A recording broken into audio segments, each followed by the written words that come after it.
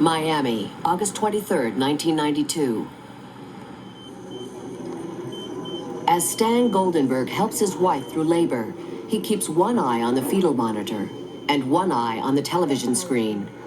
There it is at 150 miles an hour, 922 millibars. Stan is a meteorologist, and for the last 6 days, he and his colleagues have been tracking the evolution of a tropical storm in the eastern Atlantic. Now it's in the Bahamas, churning toward Miami. The storm is upgraded to a hurricane and given a name. Andrew. Stan's new daughter is named as well. And there is Pearl.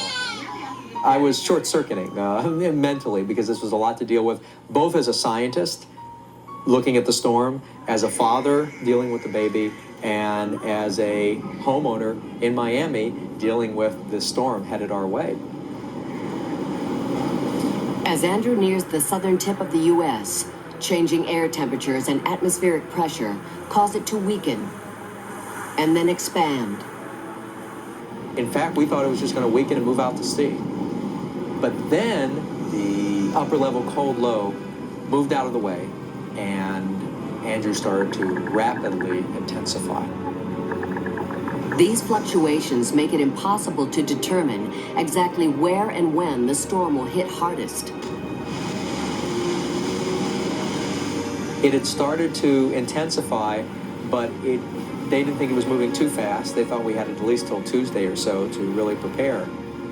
Nobody really knew how bad this thing was going to be.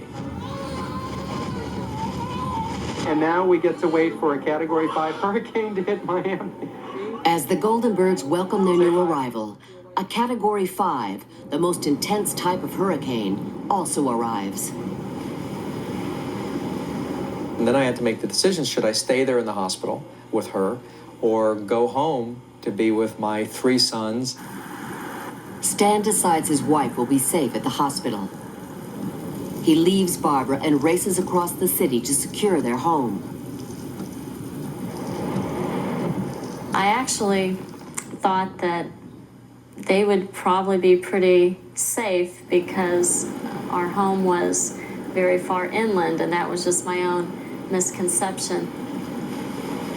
We have the family here. At 8 p.m., Stan is still rolling tape on the most memorable day of his life.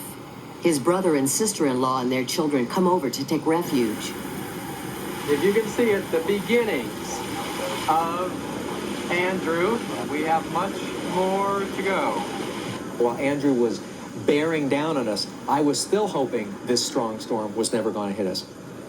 I was going through denial. I mean, it's like, it's going to go north, it's not going to hit us, it's going to weaken, and it just kept coming.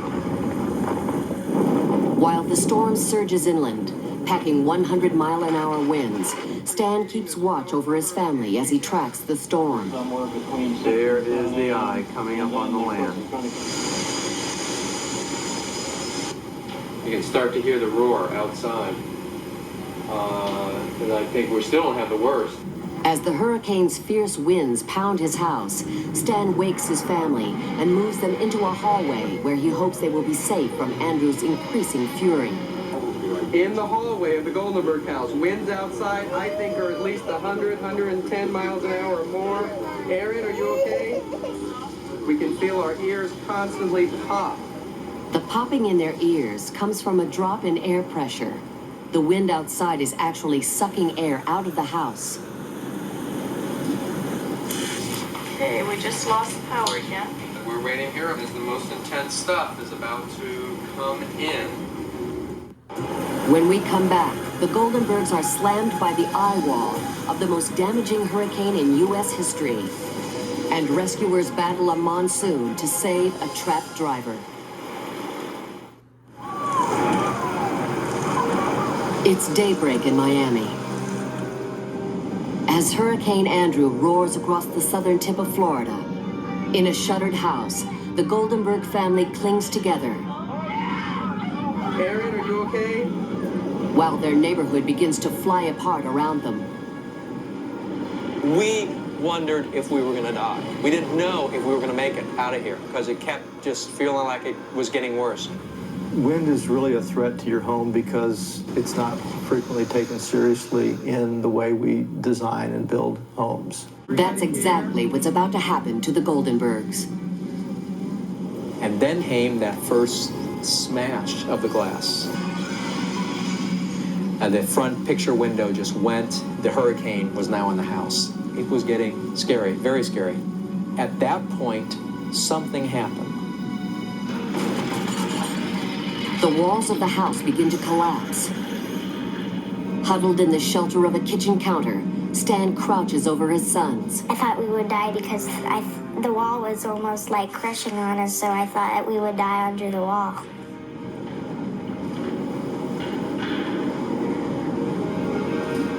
At daybreak, the meteorologist gets a clear picture of the weather's power. Our house, which had wood shutters, the roof lifted off, trees down, and as you can see, we have no house. We are glad to be alive, and we were in about the most terrifying situation we could imagine during the worst part of the storm. Throughout the city, phone lines are out. Roads are closed.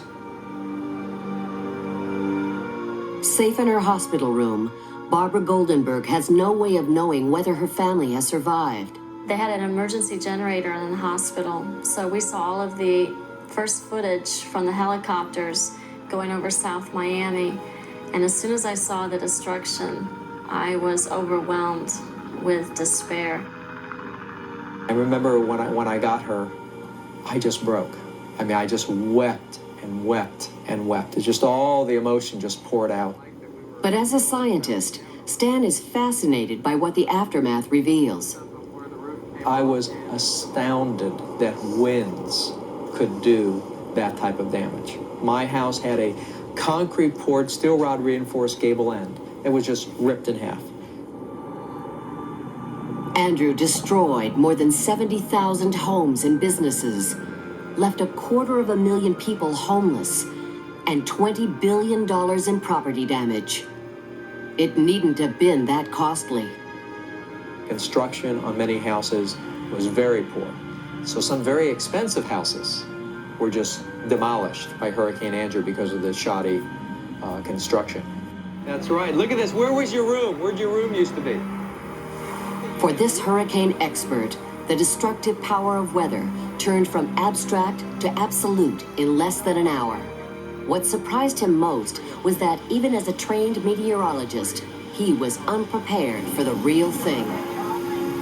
What should people do? There's an old Russian proverb that says, hope for the best, prepare for the worst.